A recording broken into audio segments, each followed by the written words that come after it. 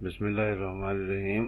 محمد یعقوب آسی ٹیکسلا پاکستان سے ایک بہت پرانی تحریر ہے، آخری جزیرہ افسانہ۔ کل پرسوں بات ہو رہی تھی کہ مونولاگ کو ہم اردو میں کیا کہیں، تو بہت سارے دوستوں کی مشترکہ رائے سے میں اس نتیجے پہ پہنچا ہوں کہ ہمارے پاس اگر کوئی اور اصطلاح پہلے سے موجود ہے تو ٹھیک ہے، اگر نہیں تو ہم اس صنف کو تکلیم کہہ سکتے ہیں۔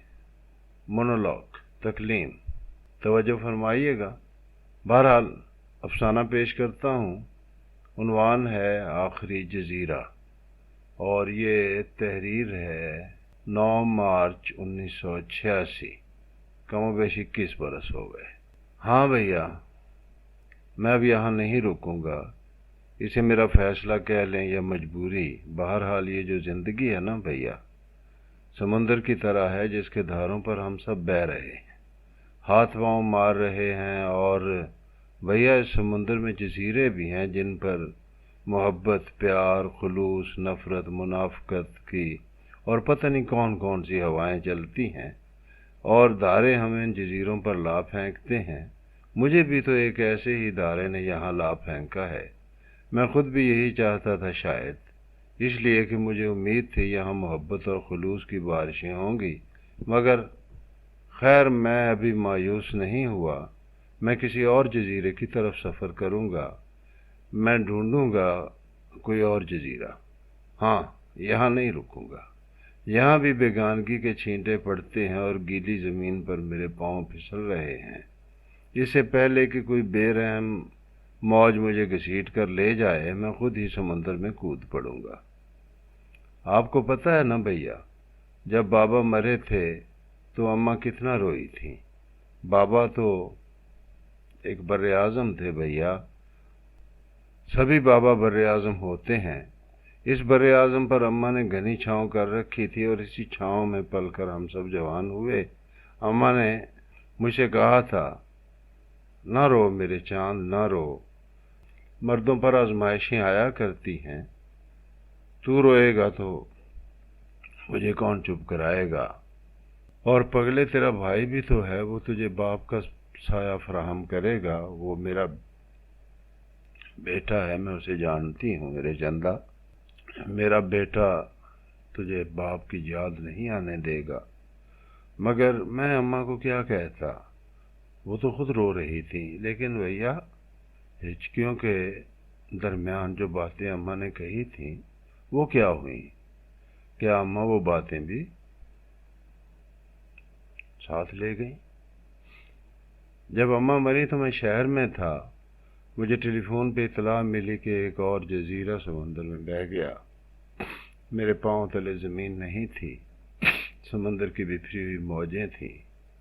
اماں نے آپ سے کچھ تو کہا ہوگا، کم از کم میرے بارے میں ضرور کہا ہوگا۔ آپ ہی کہا کرتے تھے، اماں یہ تمہیں بہت پیارا ہے، کیا میں تمہارا بیٹا نہیں؟ اماں نے میرا ذکر موت کے منہ میں آ کر بھی کیا ہوگا، آپ کو نصیحت کی ہوگی کہ اپنے چھوٹے بھائی کا خیال رکھنا۔ کیوں بھیا؟ انہوں نے اسی طرح کہا تھا نا۔ اماں کے مرنے سے 3 دن پہلے کی بات ہے، میں شہر سے مچھلی لایا تھا، بانو مچھلی پکانے لگی تو میں نے کہا میں خود پکاؤں گا۔ اماں نے مجھے کیا کچھ نہیں سکھا دیا تھا، پتہ نہیں بھیا کیا بات تھی اس مچھلی میں نے بھی چکھا تھا اسے، اتنی مزیدار چیز میں نے آج تک نہیں کھائی۔ اماں کو کوئی شے حلق سے نیچے نہیں اترتی تھی، مگر وہ ساری مچھلی کھا گئی بھیا۔ مجھے جو سرور اس وقت ملا وہ حاصل زندگی ہے۔ تو بھیا سمندر کی ان سرکش موجوں کے بیچوں بیچ میں نے ایک جزیرہ دیکھا تھا، گھنی چھاؤں والا۔ میں موجوں سے لڑتا ہوا اس جزیرے کی طرف بڑھتا چلا آیا۔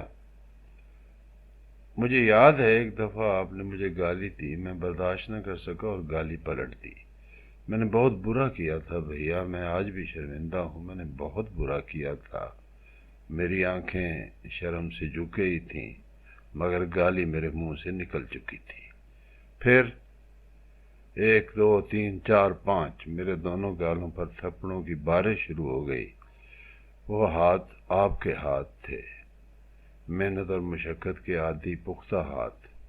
مجھے معلوم تھا مجھے ماریں گے، اس لیے تکلیف کے باوجود مجھے رونا نہیں آیا، مگر میں اماں کی بات سن کر رو دیا تھا۔ یہ ہے پھول سے بچے کو مار مار کر ہلکان کر دیا، جا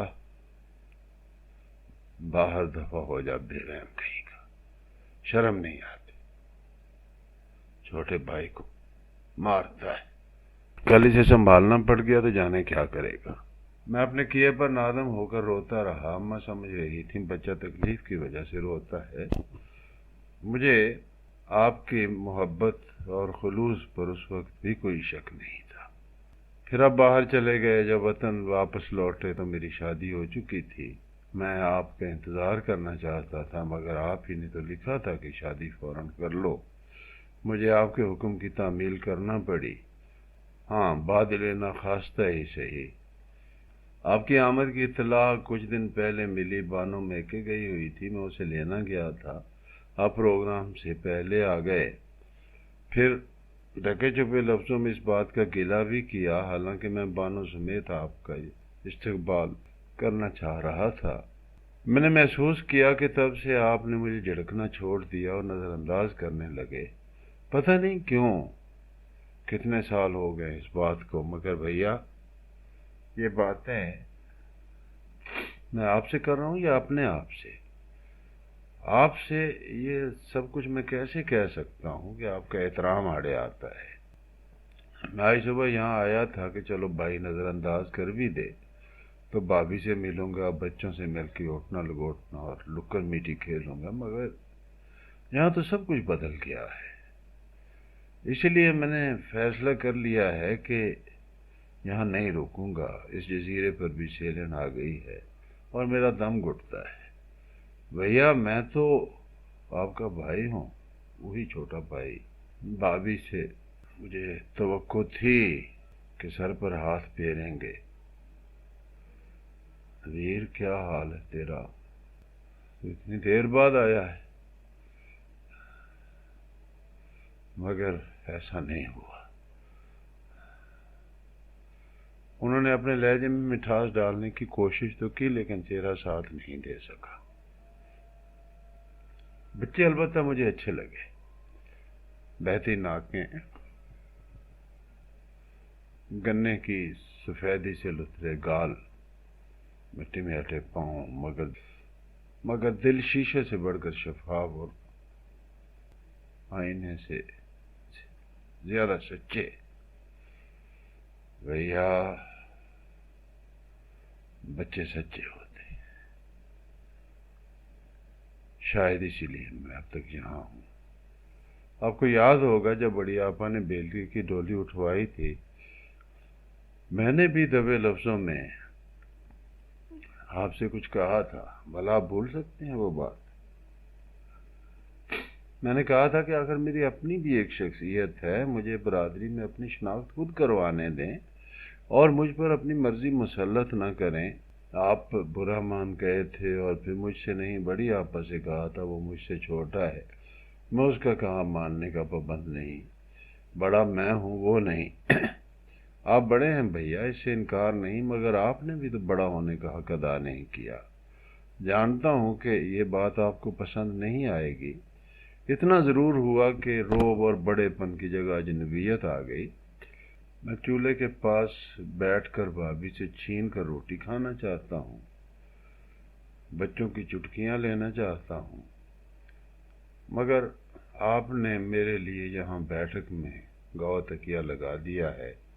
میرے سامنے 15 برتنوں میں 7 قسم کا کھانا آیا ہے، مگر میں جو کھانا چاہتا ہوں اس میں نہیں۔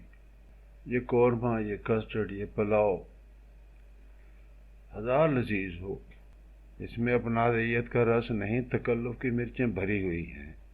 یہ برف والا پانی میرے گلے میں پھانس بن رہا ہے۔ مجھے لسی چاہیے، مجھے لسی چاہیے، گھر کی وہی کھٹی لسی جو آپ نے واپس کرا دی۔